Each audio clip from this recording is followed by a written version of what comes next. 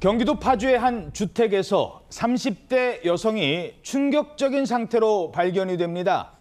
상처가 덧난 자리에 하도 상처가 나서 심지어 구더기가 가득했대요, 사람 몸에.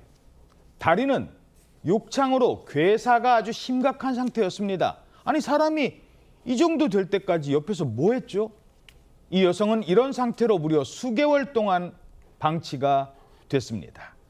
이건 또 어떻게 된 일이에요? 네, 지난 17일 아침 8시쯤에요. 경기도 파주시에서 아내의 의식이 혼미하다라는 경찰 신고가 접수가 됐습니다. 119에 신고가 접수됐는데 구급대가 현장에 도착했을 당시는요. 30대 여성이 이불을 덮고 앉아 있는 상태였습니다.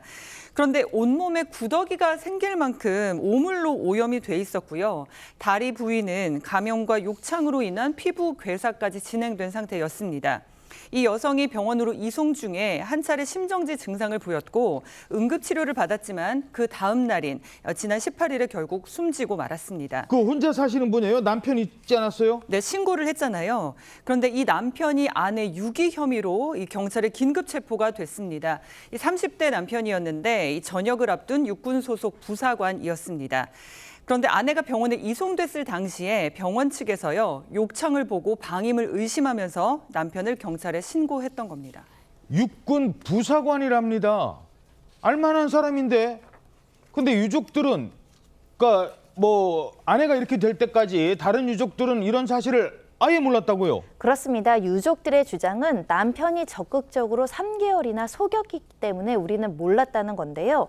아내가 지난 8월부터 공황장애 우울증으로 거동이 불편해서 몸에 욕창이 생겼는데도 3개월이나 병원 치료나 보호 조치를 하지 않은 것으로 이제 파악이 된 사건인데 JTBC 보도에 따르면 이 유가족들은 이 순진 30대 여성의 상태에 대해서 리클라이너 의자에 앉은 상태로 발견됐고 몇 달 동안 방치된 것으로 보였다라고 이야기를 했다고 하는데요. 그러니 괴사를 하지. 네, 몸 곳곳이 괴사하고 구더기까지 가득 찼고요. 종아리가 구멍 나고 허벅지 안쪽 모두 괴사한 상태였다면서 비교적 통통했던 동생이 뼈가 앙상하게 말라 있었다라고 전하기도 했었는데 그런데 유가족이 이 상태인 걸 전혀 몰랐던 것이 이 남편이 매일 장모에게 전화를 해서 아내 잘 보고 있다, 아내 잘 챙기고 있으니까 걱정하지 말라 이렇게 안심을 시켰다는 거고요.